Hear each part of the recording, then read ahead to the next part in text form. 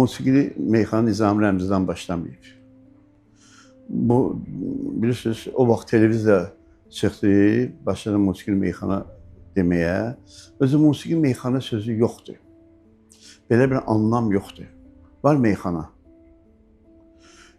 Yəni, hətta musiqili kupletlər adlandırmaq daha dəqiqdir. Çünki mən bir alim kimi, üzr istəyirəm, bir böyük olmasın. Yəni, bu elmini araşdıran adamam. Ruslarda deyilən musikalni kuplet. Ne deməkdir musikalni kuplet? Musiqili bəndlər. Yəni, onlar musiqini saxlayırlar yerində, formanı saxlayır, içinin sözlərini dəyişirlər. Bu janrada parodiya edirlər. Yəni, mövzu qalır, kontekst dəyişir. Yəni, forma qalır, kontekst dəyişir. Mövzu dəyişir. Yəni, forma musiqidir. İçinin sözləri dəyişir. Buna parodiya edirlər. Hansısa bir mahnının sözünü dəyişib, meyxana deməyi. Məsələn, Pərviz Bülbülə var, Allah saxlasın. O, özündən mahnı bəst eləmir. O, məsələn, Şinanay oxuyub meyxana ilə.